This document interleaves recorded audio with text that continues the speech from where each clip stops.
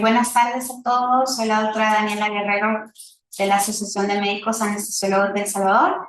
Y ese día me encuentro con la doctora Viviana Medina, anestesióloga del Hospital de Niños Benjamín Blum, que también formó parte de la comisión del EVA-LA aquí en nuestro país y que el día de hoy nos va a hablar acerca de la evaluación de la vía aérea en anestesiología. Les agradezco mucho su presencia de este día y agradeciendo una vez más al Instituto Nacional de Salud por abrirnos esta plataforma que es de gran importancia para todos nosotros. Entonces la dejo con la doctora Viviana. Muchas gracias, doctora, por participar con nosotros. No, muchas gracias, Daniela, por la invitación. Gracias también al INS por haberme permitido estar en este espacio tan importante de educación en esta tarde. Agradecida también con los participantes que se están conectando y también pues agradecida con la Asociación de Médicos Anestesiólogos de El Salvador, presidido por la doctora Daniela, que hoy tengo el honor de que también modere esta sesión. El día de hoy vamos a hablar acerca de la evaluación de la vía aérea. He querido hacer una perspectiva desde el punto de vista de la anestesiología, pero no solamente para anestesiología, sino también desde el punto de vista de emergencia y cuidados intensivos, conociendo de que estas especialidades también manejan en un momento determinado de su quehacer la vía aérea. Quise comenzar esta pequeña plática con una frase que me llamó mucho la atención los días previos del doctor Claude Bernard Horner, un médico fisiólogo francés en el siglo XIX, que dice y resume mucho lo que los que hacemos docencia queremos transmitir a nuestros alumnos. El que no sabe lo que buscas, no interpreta lo que encuentra. Entonces es muy importante que estudiemos, nos preparemos, conozcamos para saber qué es lo que vamos a encontrar, los hallazgos que tenemos, ¿no? A manera de introducción, es importante que conozcamos que la vía aérea es extremadamente crítica para la vida y asegurar una vía aérea es una tarea muy importante. Cualquier fallo que haya en su manejo va a generar una elevada mortalidad. Por lo tanto, se requiere una evaluación sistemática para que prevengamos complicaciones. Entonces, la vía aérea no solamente la vemos los médicos anestesiólogos, esa es una realidad. Si bien es cierto que tradicionalmente nos han dicho y sabemos que somos los que más manejamos vía aérea en nuestro quehacer diario, hay otras especialidades médicas que también lo hacen en su día a día y que tienen que enfrentarse y que tienen que conocer acerca de ella.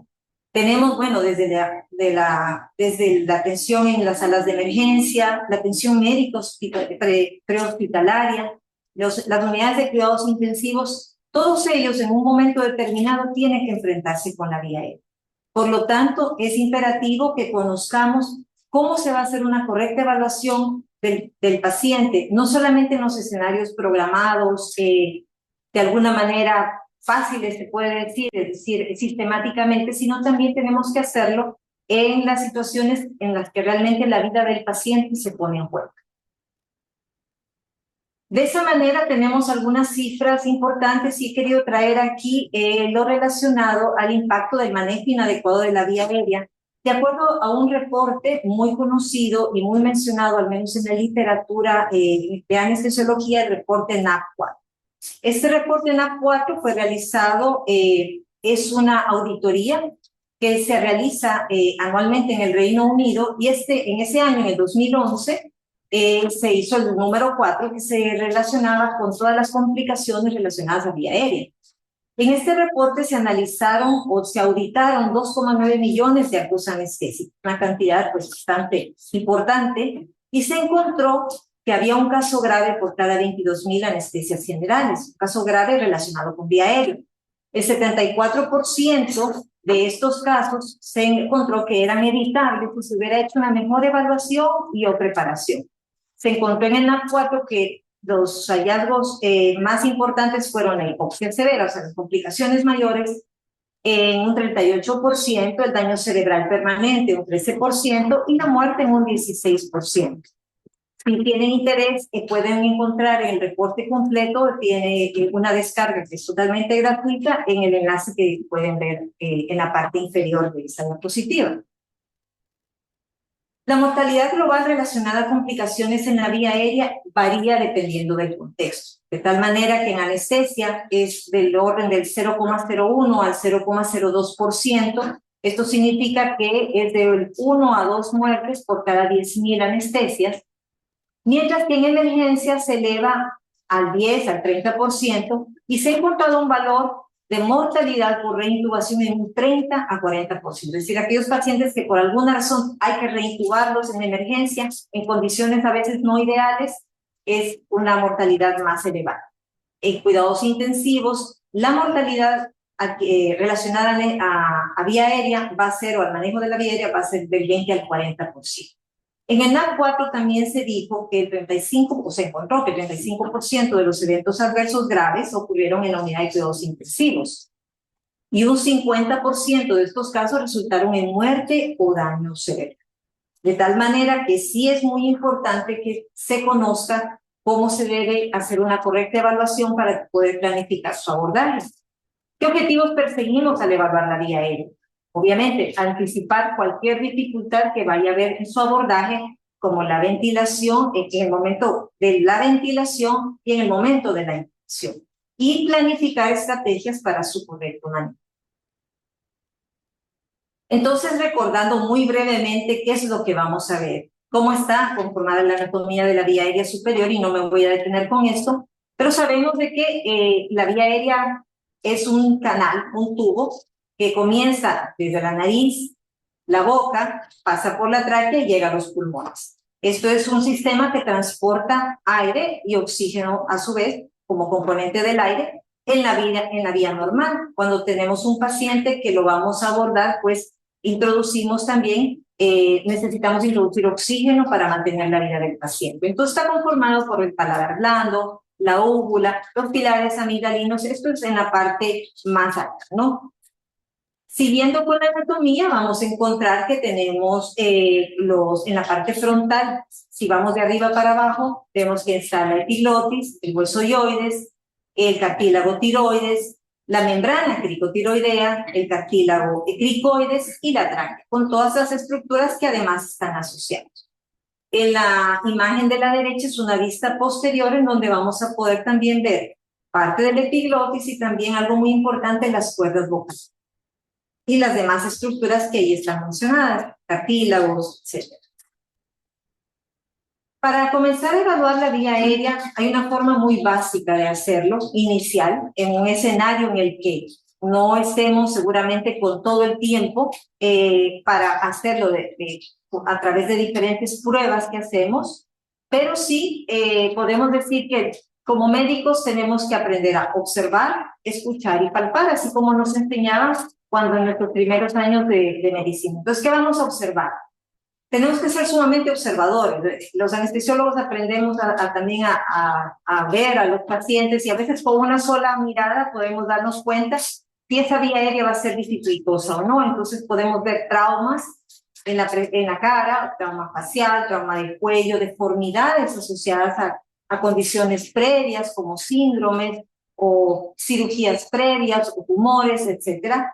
Escucharle también es importante. Pacientes que tienen estridor, ronquido o la voz apagada pueden alertarnos de cualquier problema de tipo obstructivo, y palpar, porque no solamente vamos a mirar, sino también ver si tenemos un espacio para ver cómo está la movilidad de la mandíbula y el cuerpo.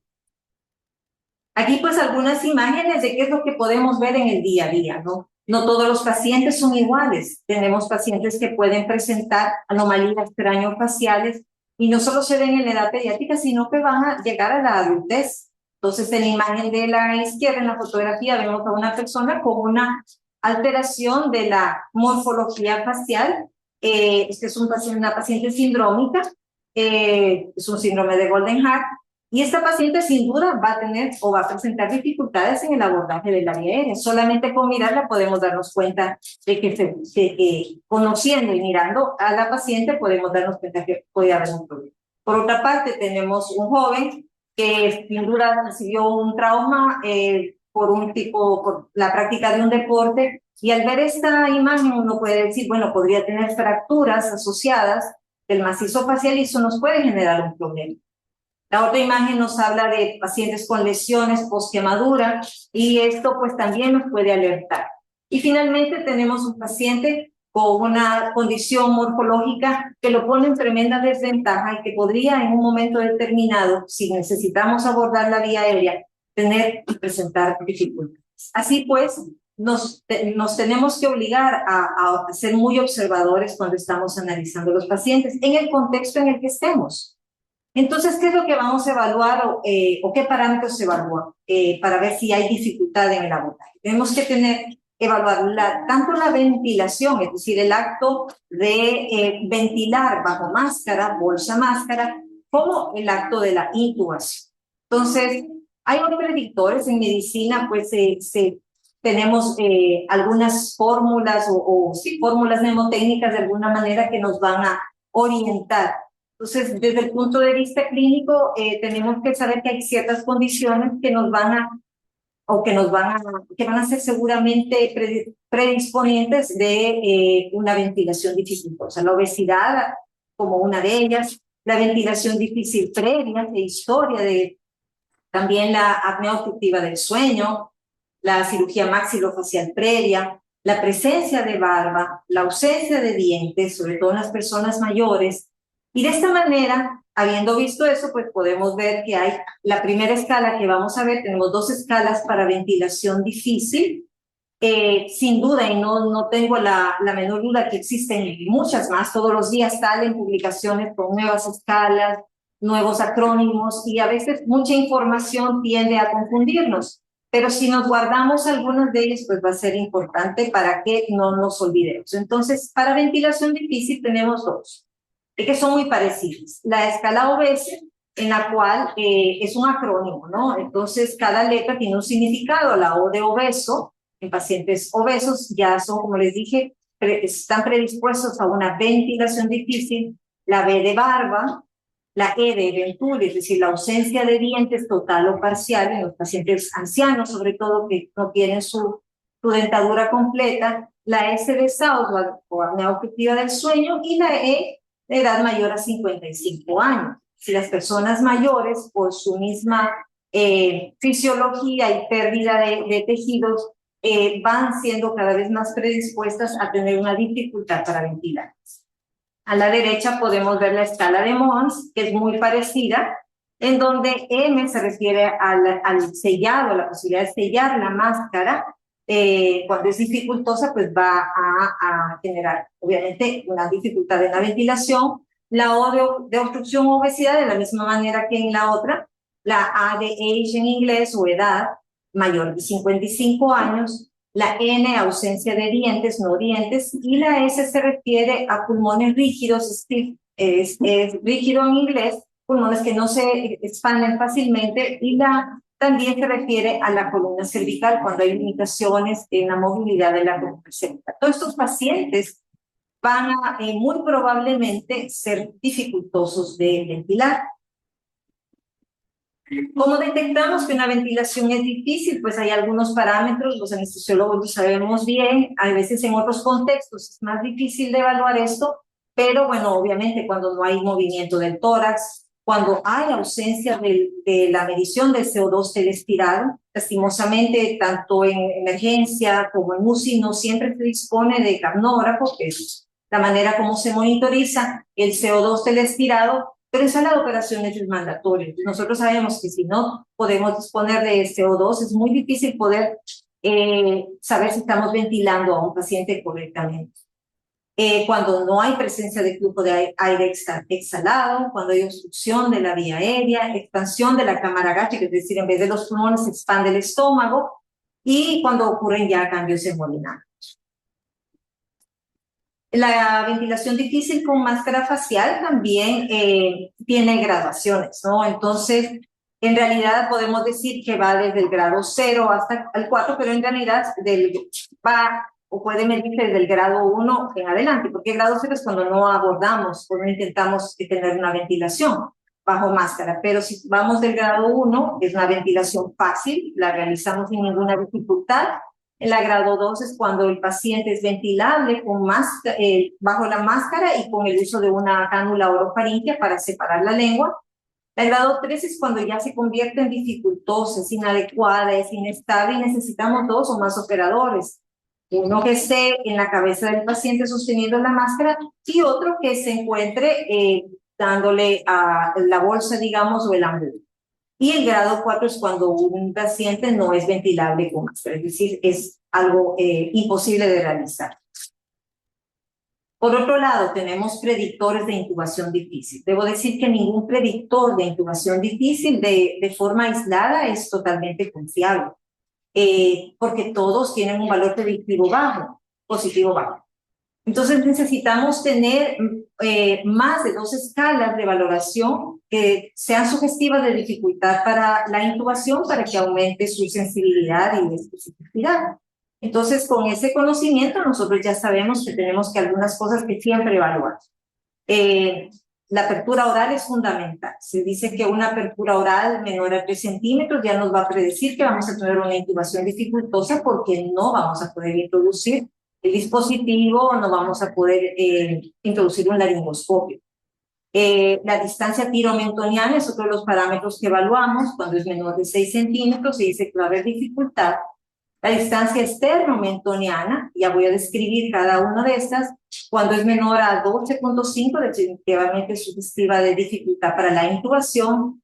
La escala de Malampati, 3 y 4, también las voy a describir, también son sugestivas de problemas de la intubación. La presencia de piezas dentales aisladas, cuando hay personas que no tienen unos dientes pero sí tienen otros, o piezas dentales prominentes también pueden dificultar la intubación. También tenemos un test de protrusión de la mordida, que me voy a tener un poquito después, cuando da dificultad para realizarlo también es predictor de intubación, y la extensión cervical, cuando no se realiza, el paciente no puede realizar una correcta extensión, también va a generar o va a predecir cierto nivel de intubación difícil. Entonces, esto, como les digo, les explico un poquito más detenidamente. Me voy a detener un poco con la escala de Malampati, con su modificación de Samsung-Young, porque Malampati originalmente tenía solamente 3 grados y con su modificatoria se agregó un 4º grado. Esta escala es quizás la más conocida por todos, la que nos enseñan desde el primer año de la residencia, la que conocen además en otras áreas que no son salas de operaciones, digamos en emergencias, en UCI. No es raro que pues la valoración también diga un Malampati de tal valor. Y es una escala que en realidad tiene una sensibilidad muy baja, es del 50 al 70% por sí sola, con una especificidad del 70 al 90%. Se basa en la visualización de las estructuras de la cavidad oral, como les enseñé en la imagen previa anatómica normal, en donde se ve paladar blando, pilares y úvula. Pero cuando ya no se ven correctamente estas estructuras, va aumentando su clase. Entonces, en la clase 2, vamos a observar nada más el paladar blando, el istmo de las fauces y la úvula. Ya no se van a ver los pilares. En la clase 3 se va a ver el paladar blando y la base de la úvula. Y en la clase 4 solo vamos a ver el paladar. Prácticamente no se logra ver nada. Es importante que reconozcamos de que para hacerla realmente como es, la prueba se debe hacer con el paciente sentado frente al observador, debe ser un paciente cooperador, con la boca abierta y la lengua protruida al máximo. En algunas publicaciones hablan que el paciente debe fonar, normalmente se nota, decía que no debería ser así, pero en todo caso la lengua sí debe estar totalmente afuera de la boca, porque el paciente pueda hacer. Otra escala es la distancia tiromentoniana, conocida como Patil-Aldrete. Esta es una escala que también tiene una sensibilidad baja del 70% y una especificidad del 75%. Es una distancia que va desde la escotadura tiroidea hasta el mentón. Se mide con el paciente sentado. Igualmente necesitamos tener un paciente que colabore con la cabeza en su máxima extensión, y esta va a estimar el espacio mandibular, y esto nos va a hablar indirectamente de la facilidad que vamos a tener para poder desplazar la lengua durante la laringoscopia directa. Hay 3 grados, el grado 1 es el normal, mayor a 6.5 centímetros, grado 2 entre 6 y 6.5 y grado 3 menor de 6 centímetros. La apertura oral es, en cambio, un buen predictor de dificultad para la intubación y la colocación de dispositivos supraglóticos también para la ventilación del paciente. Hay varias causas para que las personas no puedan abrir la boca correctamente. El trauma es una de ellas, la anquilosis de la articulación temporomandibular, las cicatrices por radiación o quemadura también van a generar cierta limitación de la apertura oral.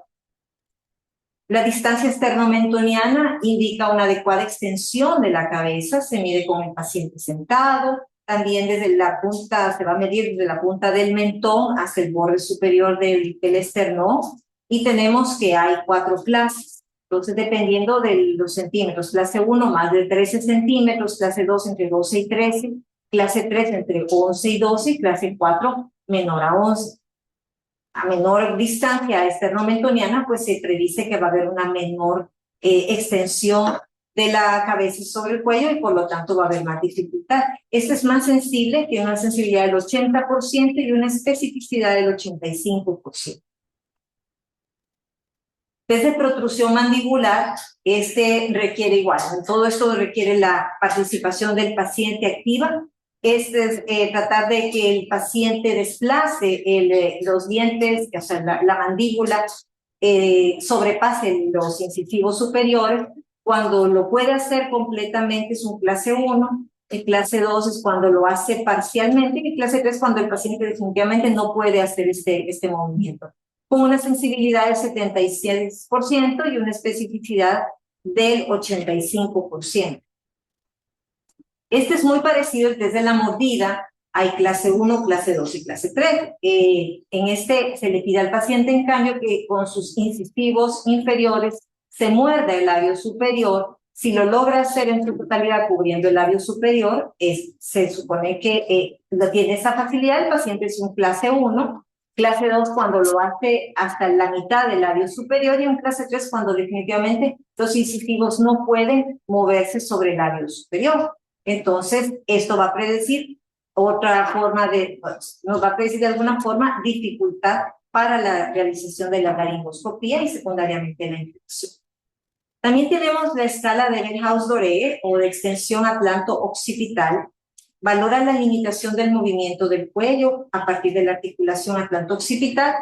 Se espera que haya un valor normal de 35 grados. También se realiza con el paciente sentado, con la mayor extensión de la cabeza que pueda realizar, y de tal manera que si no hay ninguna limitación, va a ser grado 1.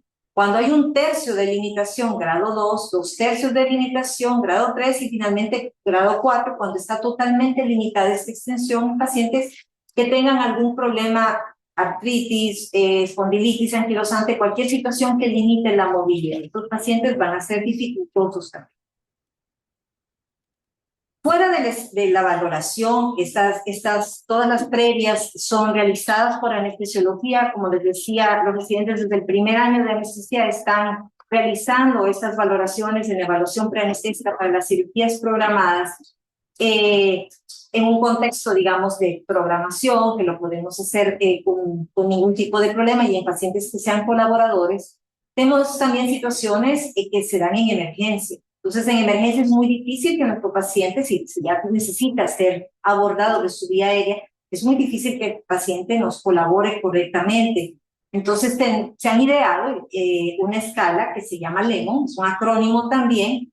Les he dejado el linkito del limoncito ahí como para que se recuerden que en la emergencia vamos a utilizar de preferencia una escala que es LEMON, y viene pues obviamente de la palabra en inglés limón, ¿no? Entonces, en donde L es look, ver, ¿no? Entonces, lo que les decía al principio, debemos aprender a ver, ¿no? Buscar lesiones, buscar trauma, características faciales, características del cuello, cualquier cosa que nos llame la atención es importante.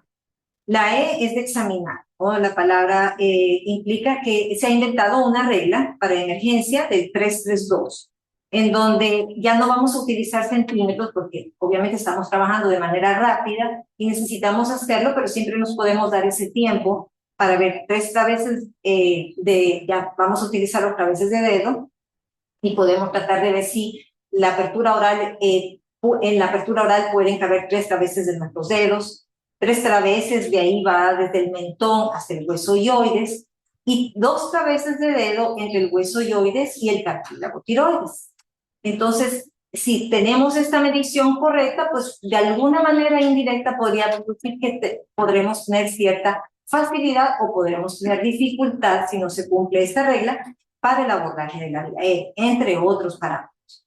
La M valora la mouth o boca, dependiendo de la apertura que tenga el paciente, y también mencionan aquí a Mallampati mayor de edad.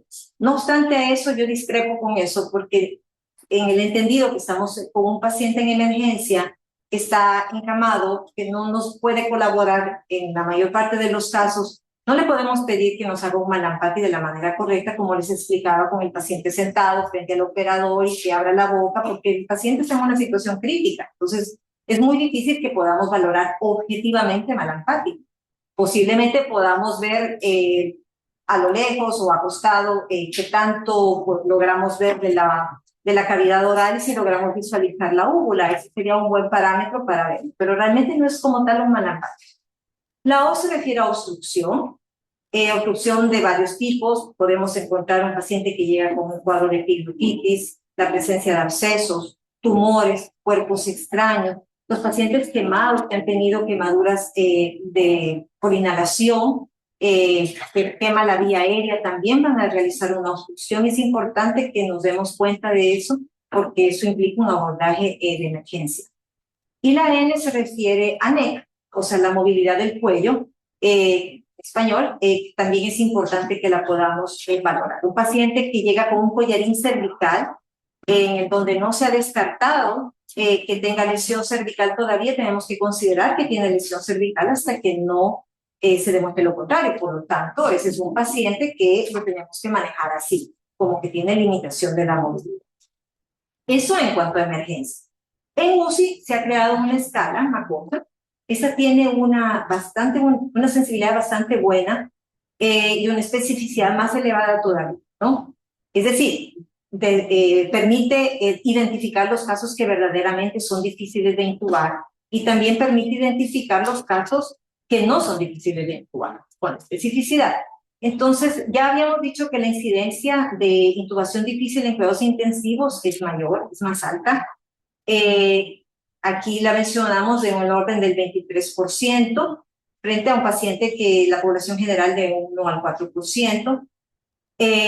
La escala de Macocha, cuando llega a un valor mayor de 3, predice que haya una dificultad en la vía aérea. Entonces, en Macocha se valoran los siguientes parámetros. Vamos a valorar, de nuevo, mencionan Mallampati 3 o 4. Como les decía hace un momento, con emergencia también es difícil que podamos valorar objetivamente un Mallampati en la UCI, porque es un paciente que está extremadamente crítico, pero podemos tal vez ver si logramos visualizar la boca del paciente. Realmente tal vez no se debería llamar Mallampati, sino otro tipo de escala.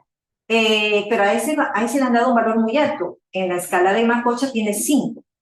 La apnea obstructiva del sueño 2, la disminución de la movilidad cervical 1, la disminución de la apertura oral menor de 3 centímetros 1, la presencia de coma, un Glasgow menor a 8 es 1, la hipoxia severa, es decir, saturaciones menores a 80% de 1, y un personal que no está vinculado con anestesia, que no sea un médico anestesiólogo, es el valor de 1. Entonces, ¿por qué? Porque valga la oportunidad para decirles, los anestesiólogos estamos todo el día, o sea, nuestra práctica tiene un gran manejo, o sea, estamos todo el día en constante manejo de la vía aérea, entonces eso hace que tengamos una mayor práctica, nos vuelva expertos en este manejo, frente a otras especialidades que más allá de eso, pues no siempre lo tienen que manejar. Entonces, por eso, en la escala de Macocha original, se toma eso como un parámetro de valor, sin ánimo de generar polémica con los colegas de otras especialidades, pero es así como está descrita la escala. Entonces, ya como les decía, un Macocha de más de 3 ya predice dificultad en el manejo de la vía aérea, y el que va a abordarla debería pues conocerla y hacer esta escala. Una vez que estamos frente al paciente y ya estamos realizando la laringoscopía, pues surge una nueva escala, que es la escala de Forman y Lehán, creada por los doctores Forman y Lehán en el año 1984, y que esta permitía valorar el grado de visualización de todas las estructuras anatómicas de la glotis para realizar una laringoscopía directa en condiciones óptimas. Entonces, sirve para que podamos determinar qué grado de dificultad habrá para que podamos realizar exitosamente una intubación, con una sensibilidad bastante alta del 80% y una especificidad del 50%. ¿Qué es lo que vemos en Forman-Lehán, la escala modificada? Esta, pues, la estructura, vamos a ver las diferentes imágenes de la glotis, ¿no? En diferentes casos. En el grado 1 es cuando logramos ver todo, es decir, que vamos a ver la epilotis y las cuerdas vocales enteras, los cartílagos aritenoides. Esa es la imagen ideal que todos quisiéramos encontrarnos cuando realizamos una laringoscopía directa. En el grado 2A es cuando solamente logramos ver la parte posterior de las cuerdas vocales y ya no vemos la parte anterior. Siempre vemos la epilotis, pero ya está un poquito más tapadita. En el grado 2B, en cambio, solo vamos a visualizar las aritenoides, ya no vamos a ver las cuerdas vocales, y la epilotis cubre parcialmente la entrada glótica. En el grado 3 no se observa la entrada glótica porque la epiglotis la está cubriendo. Y la grado 4 es cuando definitivamente no vemos nada, no logramos observar epiglotis, menos aún la entrada glótica, y entonces el grado 3 y grado 4 ya nos predicen que vamos a tener dificultades para colocar correctamente y de manera efectiva un tubo endotraqueal en el primer intento. No puedo terminar esta presentación sin hacer una breve mención a lo que es la evaluación ultrasonográfica de la vía aérea. Porque el ultrasonido se ha convertido hoy en día en una herramienta muy importante en el ámbito médico, en el contexto de toda la atención, no solamente de sala de operaciones, también en cuidados intensivos, en las emergencias, porque es una herramienta, de acuerdo en base a los equipos que disponemos ahora, que es fácilmente movible, es portable, es fácil de usar, no es una forma invasiva para el paciente y es muy segura tanto para el operador como para el paciente. Tiene una alta sensibilidad para identificar las estructuras anatómicas relevantes de la vía aérea superior y así también como para guiar procedimientos como la intubación, el acceso frontal al cuello. Y puede ser usada en los sitios de atención al paciente, lo que se denomina hoy en día el focus, ¿no? En donde podemos llevar el ultrasonido a la cama del paciente en el lugar en donde esté, sala de automociones, emergencia, cuidados intensivos, en cualquier lugar. Entonces, el ultrasonido en vía aérea nos permite identificar estructuras anatómicas que son relevantes, hacer mediciones que puedan ser mediciones objetivas de parámetros de la vía aérea que permitan identificar dificultades para su abordaje. También permite guiar ciertas intervenciones en tiempo real, como la correcta colocación de un tubo endotraqueal, para descartar que haya una intubación esofágica en lugares en donde no se dispone de medición de capnografía.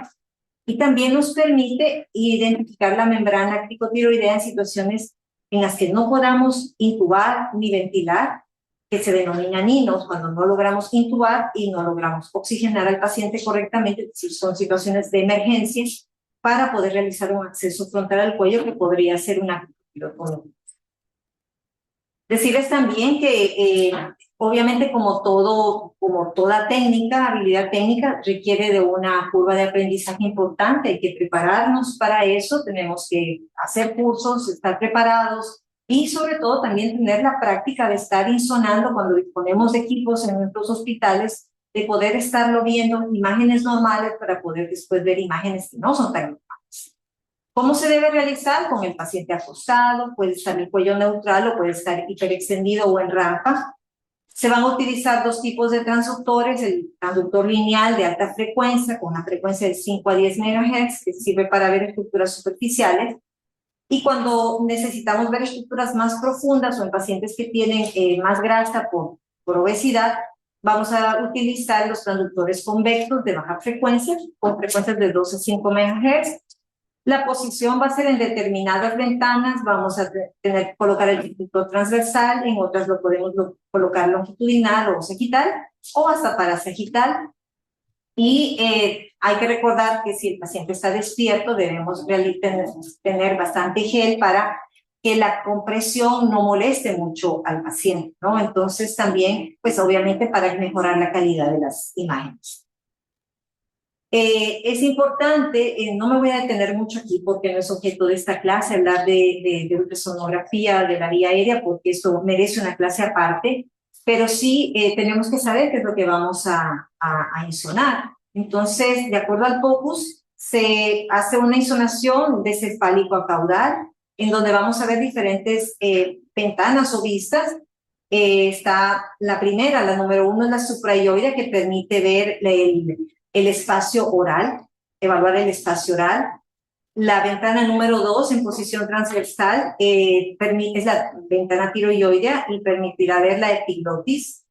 La tercera es sobre el cartílago tiroides, permitirá ver esa tiroidea y permite ver la función de las cuerdas vocales en esa ventana.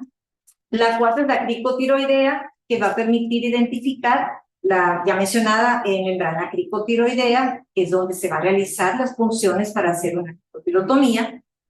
Y la ventana 5 es la supraesternal, que es la que nos permitirá hacer o poder confirmar la colocación adecuada del tubo endotraqueal. No me voy a detener con todas, pero sí les quería traer algunas imágenes de quizás las más llamativas para nosotros e importantes. No, sin quitar el valor de todas, pero como les digo, pues no es objeto de esta clase y nos extenderíamos demasiado. La ventana tiroidea es cuando colocamos, esta se va a visualizar cuando localicemos en la mitad del cuello el cartílago tiroides con el transductor en posición horizontal, y sirve fundamentalmente para ver las cuerdas vocales, para ver la movilidad de las cuerdas vocales. A los lados, si podemos ver en las flechitas discontinuas, esa es lo que indica las membranas. Lastimosamente no puedo señalar con un puntero aquí, pero esto permite ver las cuerdas vocales, y las líneas que están discontinuas es el cartílago tiroides. Por otra parte, la ventana cricotiroidea, esta necesitará vamos a visualizar, esto está entre el cartílago tiroides y el cartílago cricoides. La finalidad principal es localizar la membrana cricotiroidea para realizar esa función que les decía que puede ser necesaria para salvar la vida del paciente. Y la vista transversal, que es la imagen superior, aquí nos permitirá ver, siempre con el transductor lineal, la membrana, que es esa línea hiperecoica más blanquecina que vemos, en donde se podrá realizar la función. Y en una vista longitudinal, podremos ver en la parte de la izquierda de la imagen, asumiendo que ese es el cartílago, el cartílago tiroides, que es el superior, el cartílago cricoides, que es lo que está señalado con una estrellita, y entre los dos van a ver esas líneas punteadas que corresponden a la membrana cricotiroidea. Es ahí donde vamos a funcionar para colocar con la aguja para poder hacer el procedimiento de cricotirotomía guiado por ultrasonido. Y por último, la ventana supraesternal. Esta se coloca más caudalmente, ya utilizamos el transductor convexo encima del espacio supraesternal. Esta es la mejor localización para ver la correcta posición del tubo endotraqueal. Nos permitirá también medir el diámetro de la tráquea. También podemos ver las estructuras del cuello, como son los vasos y también la glándula tiroides. Pero el objetivo de ahora es ver vía aérea, ¿no? En todo caso, el cartílago traqueal se ve, está visto con esa flecha que ven ahí, esa flecha sólida, aparece como hiperecoico y que tiene también artefactos de reverberación, ¿no? Si el tubo está colocado correctamente, vamos a ver esa imagen. Pero cuando el tubo no está colocado correctamente y está colocado en esófago, accidentalmente, entonces se va a ver una imagen más ancha, una imagen doble, con se ve un artefacto que se ha llamado como en cola de cometa, Y entonces se va a ver como una imagen de dos vías, como que fuera una carretera en donde tenemos una vía de ida y una vía de regreso, y entonces cuando veamos esa imagen podemos saber que se refiere a que realmente hay el tubo endotraqueal está localizado en el esófago incorrectamente. Entonces, eso es muy importante. Obviamente, hay que hacer varias veces ver algo para que lo podamos identificar en una situación crítica. De esta manera, pues, llegamos a las conclusiones de esta charla, en donde podemos decir que el manejo oportuno y seguro de la vía aérea es una habilidad técnica que debe poseer todo médico, que atienda a pacientes en lugares de manejo crítico, sea emergencia, quirófano, cuidados intensivos, inclusive la atención prehospitalaria, porque de ella dependerá la vida del paciente en gran medida. Necesitamos tener conocimientos sólidos y realizar una evaluación del paciente. Sea que lo hagamos de manera programada, como lo hacen nuestros residentes cuando van a evaluar a los pacientes en la visita preanestésica, o cuando lo hacemos de manera rápida, a veces en ese mismo momento, ante una situación crítica. Pero siempre debemos procurar evaluar esa vía. Una evaluación completa puede predecir en buen grado de sensibilidad si habrá dificultades en el abordaje y planificar estrategias para poder superar esta situación. Ninguna escala puede predecir por sí sola de manera confiable si va a haber dificultad para el abordaje de la vía aérea y por lo tanto necesitamos unir más de dos escalas para poder decir que hay un valor predictivo positivo y que podemos hablar realmente de una dificultad. El manejo inadecuado de la vía aérea y sin conocimiento de los riesgos que esto genera puede determinar una elevada mortalidad en los pacientes. Finalmente, el ultrasonido es una herramienta prometedora que permite realizar una evaluación adecuada de la vía aérea y facilitar procedimientos. Pero su uso debe promoverse, enseñarse y estandarizarse en los centros hospitalarios para que podamos mejorar los desenlaces. Y con esto concluyo esta charla, esperando que haya sido de su agrado y sobre todo de utilidad para todos los que se han conectado. Muchas gracias.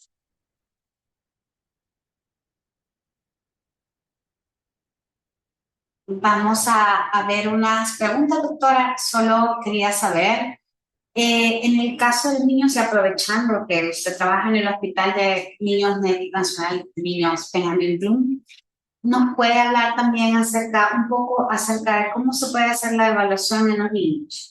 Bueno, los niños son un grupo aparte, no un grupo, no lo he mencionado aquí porque la mayor parte de colegas pues, y de personas trabajan con pacientes adultos y pues, era extendernos un poquito más, pero merecen una mención aparte.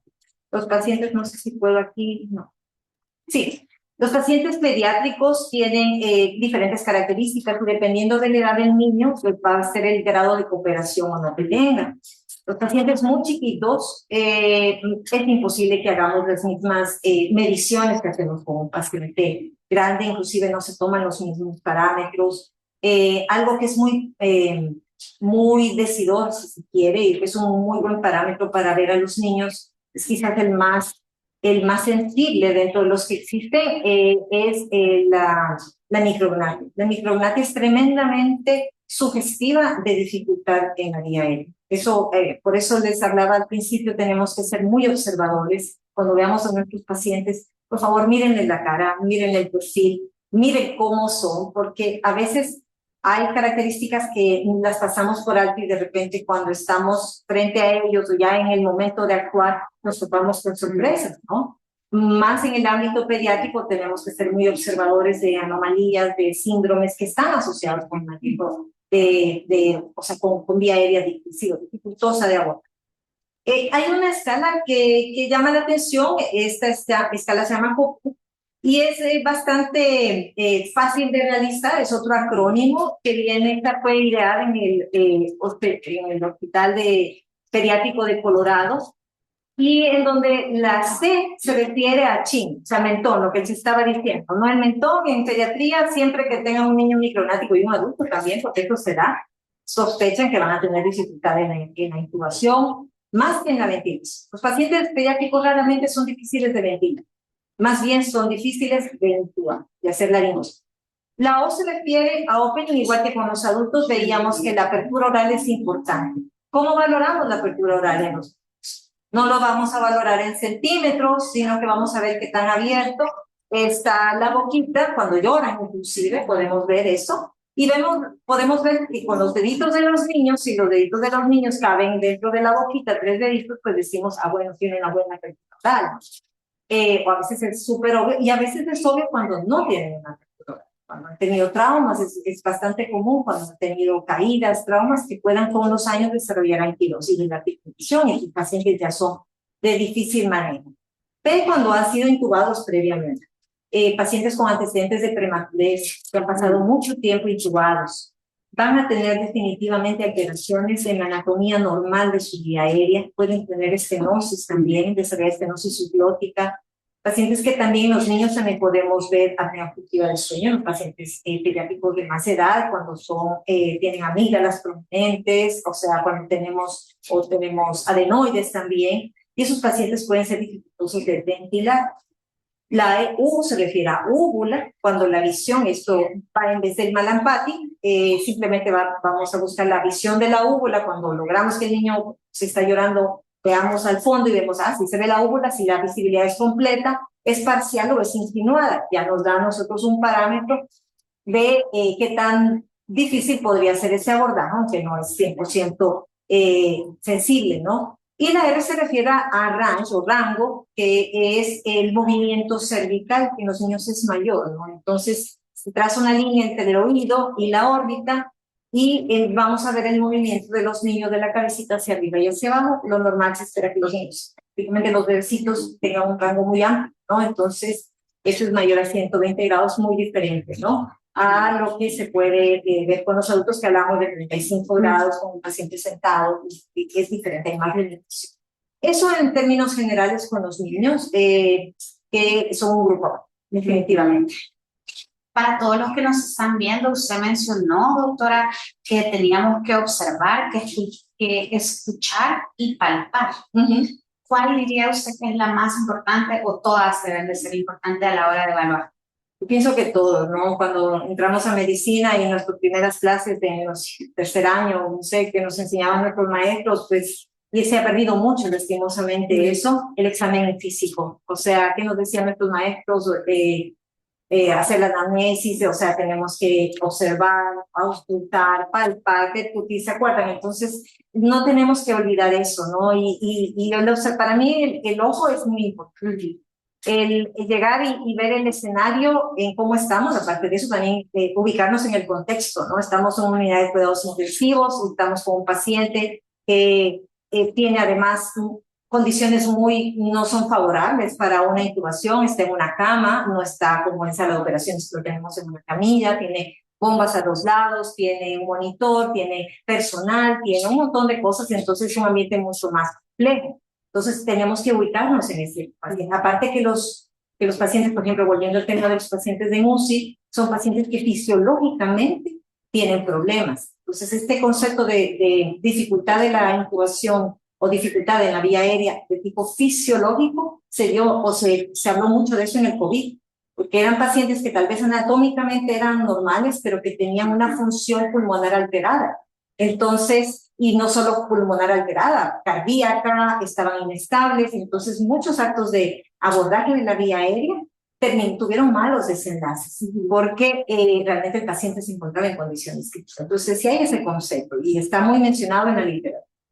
Pero de todas maneras tenemos que observar, en la medida de las posibilidades palpar, oír, o sea, a veces simplemente viendo cuando uno va a veces a una recuperación. Nosotros que somos anestesiólogos y vemos un paciente que fue sometido a anestesia general, pero vemos que tiene estridor, que tiene ronquido, podemos predecir que ese paciente tiene dificultades en la vida. Entonces, eso es muy, muy importante, que podamos evaluar cada parámetro en la medida de lo posible, ¿no? Y si podemos hacerlo de manera programada, en pacientes de menor asa, en pacientes en los que tenemos ese tiempo para hacer, pues hagamos, ¿no? Hay que hacerlo. Hacerlo implica un acto de seguridad, de prevención de complicaciones. Eso es fundamental. En un mundo en el que tenemos que estar con todas las antenas puestas,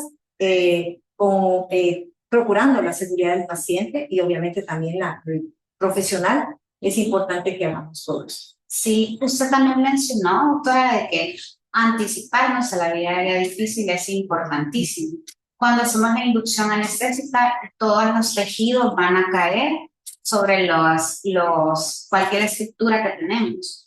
Entonces, es importante también aquellos los residentes, sobre todo los residentes de primer año, que nos están viendo, que lo va a salvar no es la intubación, sino que es la ventilación.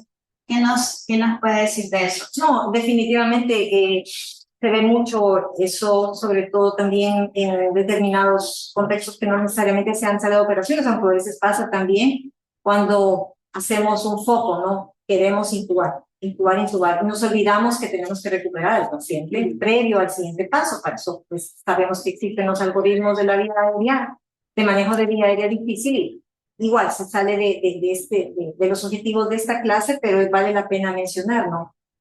Es importante que siempre nos preparemos para un escenario, porque no siempre estas pruebas que predicen o no predicen nos van a ser 100% efectivas, ¿no? No por haber descartado una dificultad en una intubación, definitivamente no va a ser difícil. Nos podemos tomar con sorpresas de pacientes que nos sacan de contexto porque no esperábamos que fueran dificultosos y resultaron ser dificultosos en ese momento. Entonces tenemos que tener el armamento, ¿no? Y esto no solamente debería ser en quirófano, debería ser en todos los lugares donde se atiendan pacientes críticos. Tener el equipamiento adecuado, tener el personal idóneo, tener diferentes herramientas para poder trabajar con eso. Y siempre considerar que cuando el que está al frente no logra manejarla correctamente, lo primero que nos dicen los algoritmos es pida ayuda.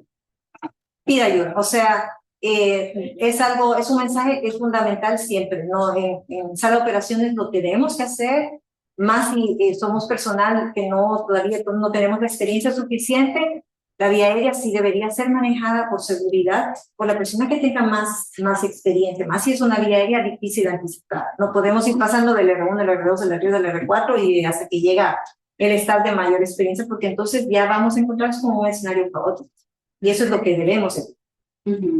Una vez adquirida la habilidad de la ultra, ¿dónde nos sugiere usted que hagamos la evaluación preanestésica de la vía aérea con ultra?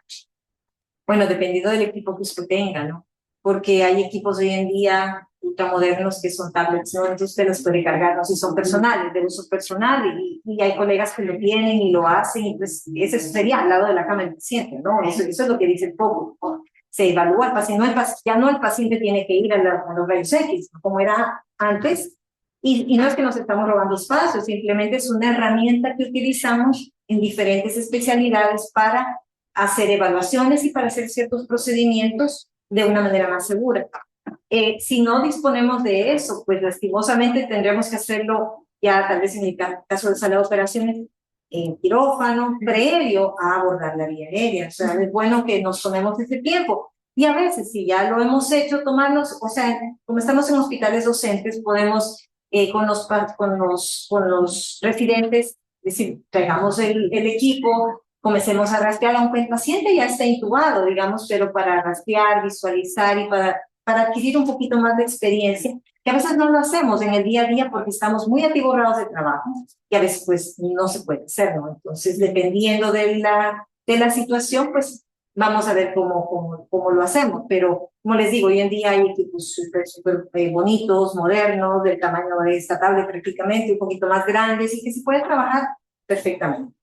¿Qué le merece a usted la opinión de que el anestesiólogo debe de salir fuera del quirófano y participar en equipos multidisciplinarios para abordar la vía aérea? Y la evaluación de la vía aérea les puede ayudar a estas otras especialidades médicas. Absolutamente de acuerdo. O sea, en otros lugares del mundo se hacen los equipos de respuesta rápida, en donde están conformados con equipos multidisciplinarios.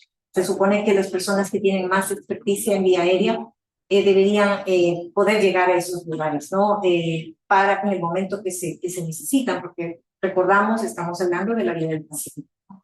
Entonces, sí, el anestesiólogo ha dejado bastante su área de confort, ¿no? Que es sala de operaciones, y cada vez nos desplazamos más, también nos llaman más. Lo que no quisiéramos es que nos llamen solo en el momento de la crisis, sino a veces anticipándola. también tenemos un rol muy importante en el negocio. O sea, si la vía aérea es una parte que manejamos bastante bien porque lo hacemos día tras día y lo digo sin vanidad, sino que porque es nuestro trabajo diario. Es como decir que el cardiólogo lee electrocardiogramas todos los días, todo el momento. Entonces, él es el experto en leer un electrocardiograma. Entonces, más o menos con esa comparación, nosotros deberíamos poder educar, ayudar en la educación, no solamente a nivel de posgrados, o sea, de especialidades, sino también en el pregrado. El pregrado de medicina se hace muy poco. Ahora con la educación basada en simulación se hace mucho más. Pero cuando nos educamos nosotros, usted es mucho más joven, pero cuando yo me eduqué, jamás, o sea, nuestras prácticas eran con y eso pues en realidad no debe hacerse idealmente con simulación. Sí. Leamos un mensaje, doctora. La doctora Sara Alfaro dice, muchas gracias, doctora, por su charla. Sobre todo en lo que respecta a la evaluación ultrasonográfica de la vía aérea y la utilidad de la ultrasonografía para el abordaje invasivo de la vía aérea de emergencia. También, sobre todo en pacientes en los que los puntos de reparo anatómicos son difíciles de determinar, como en pacientes muy obesos o pediátricos. Ojalá poco a poco el ultrasonografía, el ultrasonido se vuelva una herramienta diaria en la evaluación de la vía aérea. Así, sí, en realidad, ¿no? Para eso, pues definitivamente tenemos que preparar. Yo insisto, ¿no? Que tenemos la obligación personal, moral, inclusive, y ética de prepararnos. No porque ya estemos próximos a jubilarnos, vamos a dejar de estudiar. Si estamos manejando pacientes, preparémonos, estudiemos, sigamos leyendo, sigámonos preparando, no nos quedemos en donde estamos. Yo creo que los que hacemos hoy en día docencia, eso es una buena herramienta porque de alguna manera uno tiene que seguir también estudiando, leyendo, revisando, y es un intercambio de conocimientos, ¿no? Nuestros residentes también nos enseñan a nosotros. Eso es una cosa muy positiva de la educación. Así como nosotros transmitimos conocimientos, ellos también nos reparan, ¿sí? Y pues nada, nos toca inscribirnos en cursos, diplomados, algunos virtuales, otros presenciales, pero es una inversión que bien vale. La evaluación de la vía aérea solo es el primer paso para una intubación exitosa y luego una ventilación mecánica adecuada. Entonces, le agradezco mucho, doctora, que nos haya presentado este tema de suma importancia, no solo para nosotros, sino que también dejar también una, ¿cómo se llama? Dejarles también un mensaje a todos los demás, que si tenemos una buena evaluación de la vía aérea, la intubación va a ser exitosa en el primer intento y luego la ventilación mecánica va a ser más fácil para el paciente. Porque como bien dijo la doctora, la situación caótica es lo que queremos evitar para evitar los problemas en nuestros pacientes. Entonces, se lo agradezco mucho, doctora. Gracias a ustedes por la invitación. Muchas gracias por la invitación. Espero que haya sido de su completo agrado. Gracias y buenas tardes. Gracias a todos por estar aquí presentes y una vez más, gracias al Instituto Nacional de Salud. Recuérdense que todas las charlas que hemos estado dando a partir de este año están en la página web de YouTube del Instituto Nacional de Salud y nos pueden buscar como el teleeco de alta especialidad en anestesiología. No se olviden que todos estos temas se dan una vez al mes, los primeros lunes del mes, y los sigo invitando a que participen y que sigamos aprendiendo acerca de la anestesiología, porque es muy importante la anestesiología como especialidad médica en nuestro país. Entonces, muchas gracias a todos, muchas gracias, doctora. Muchas gracias. Y gracias a todos los que estuvieron participando.